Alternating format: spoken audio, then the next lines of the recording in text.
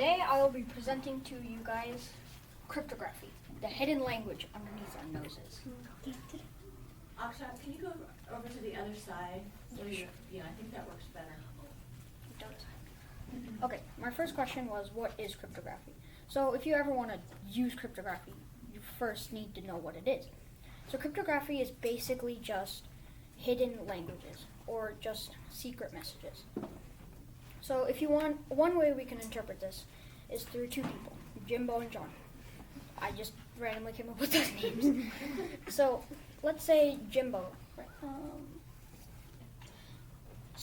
Jimbo wants to send Johnny an email, but Jimbo doesn't want anybody to know what it says.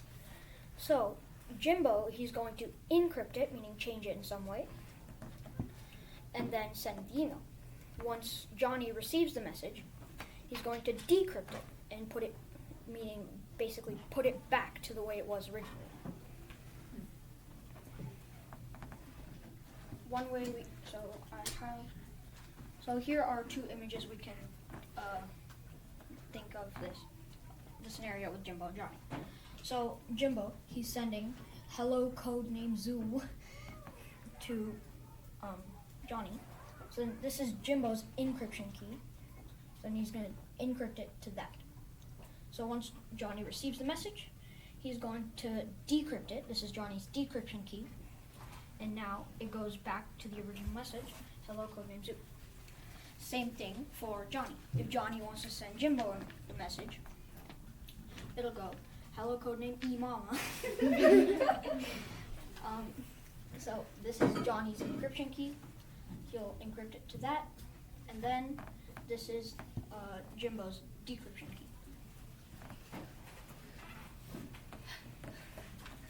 So my next question is, who invented cryptography for what reason?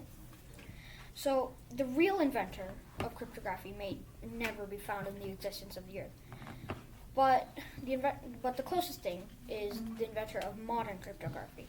And his name is Claude E. Shannon.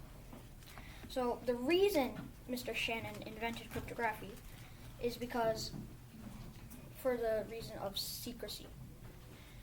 Because in life, you don't want everything to be blurted out. Some things you just want to be kept secret. So here is a picture of Claude E. Shannon, who's actually a mathematician.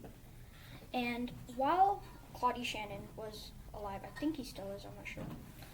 But he was working at a place called Bell Labs. And at that place, he produced an article, which he called A Mathematical Theory of Cryptography. And basically in that article, he was just explaining how cryptography will be used and what he did as he was inventing it. So this is just the start of the article. My next question is, what are some ways of ancient cryptography? As I just said previously, we don't know the inventor of just cryptography itself. So we don't know the inventor, but we know some ways of it.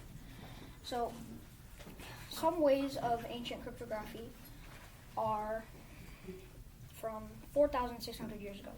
The Egyptians would use this thing called hieroglyphics. A lot of you have probably heard of it. And basically, they would take every single word in the whole dictionary and shift it for a shape or a picture, which I think they definitely went overboard by a lot. So another way is a thing that Julius Caesar invented, and that was called the I forgot the name. It'll come up later in the slides. But he invented a cipher, which is what you call an encryption system. He made up this cipher that was basically you switch a letter in the alphabet for a different symbol. So basically, maybe one way you can think of it, A is 1, B is 2, C is 3, so on. So this is what basically hieroglyphs would look like. And this is an example of what the Romans would use. So the original message is attack at dawn. So each letter is shifted by 2. So C and then B and so on.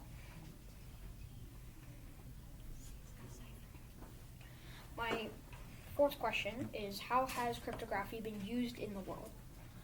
So in the Second World War, wireless communication was like necessary. Without it, you wouldn't really have a fighting chance.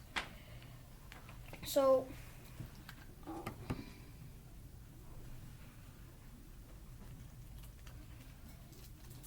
if you want to send messages to the receiving end, and it falls into enemy hands, that would be a big no-no. So, you're going to encrypt your messages.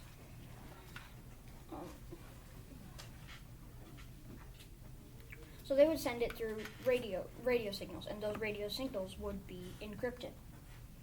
So, but they wouldn't just like make up the encryptions in the radio signals. They would have to use electrical machines. So one of those machines is Enigma, and that was used in World War II by the Germans. Another one is called Sigaba. Enigma you've probably heard of, but Sigaba I don't think a lot of people have. So it was an encryption device where the Americans used it, and it would just decrypt and encrypt. So these are some cryptologists, which is the name of people who are have cryptography for a living, pretty much. So this is what Enigma looked like, and this is what Sigaba looked like. So, my fifth question is, what is some cryptographic history? So, it would be pretty hard to just explain a lot of cryptographic history in just words. So, I made it a lot simpler and used a timeline.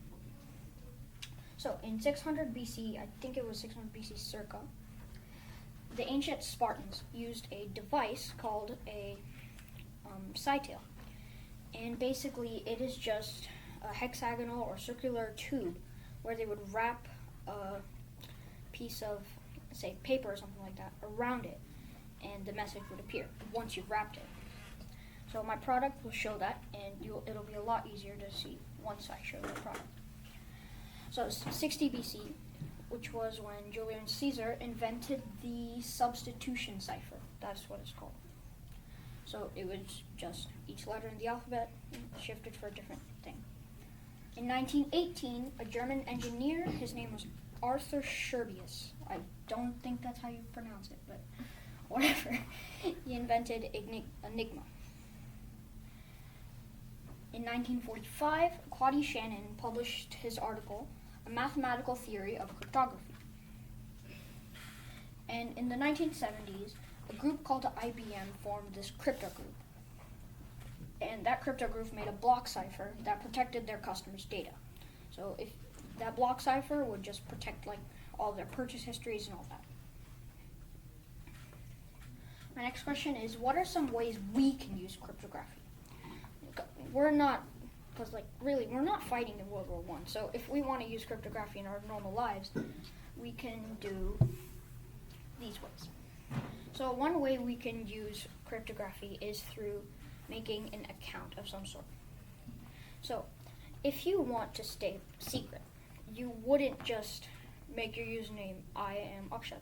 You would change it or encrypt it, make it I like butterflies. Nobody can find out if it's me or anything else. So another way you could use cryptography in your normal life, not a World War II life, is through just sending your own messages, kind of like Jimbo and Johnny. If say, I want to send Namisha a message, I don't want Lucas to find out what it says. I will encrypt it, Namisha will get it, he'll decrypt it, and it just goes on. There would only be good things that you were saying in that message. Definitely, Yeah. definitely. I would never talk bad about Lucas. So this is somebody just making their username anonymous. It's like their name is Akshat. They don't want anyone to find out, so they make it anonymous. And this is a message that has been encrypted for secrecy. So my final question is, how is cryptography beneficial to the world? And there's many ways that it is. But the main way, and the reason, and the whole entire reason cryptography is a thing, is just for keeping things to yourself. Because, say, I have a secret. I don't want anyone to find out. So, cryptography saves the day, basically. So, yeah, that's pretty much the main reason. Like, the main reason. There are millions of more, probably. But this is just the main reason. Now that you know so much about cryptography in my very detailed presentation, you're probably thinking, maybe, I don't know, I'm not sure, maybe I read your mind, maybe I didn't. Cryptography just makes the world go round. So with cryptography, you can just be safe in real life and digitally too. Here's my product, invisible product for today. Are we applauding yet? Yes. What's this product? It's a cyto. A what? A cyto. Oh. What's a cyto? A cyto. I explained. Oh my. Okay. Well, now Thank you for listening to my presentation. Now I will take your questions. Why is he there? I don't know. So what was your product, Aksha? A cyto. A what? A cyto. I explained that in the timeline. It's Okay. a thing. What Aksha? Do I stop Lucas?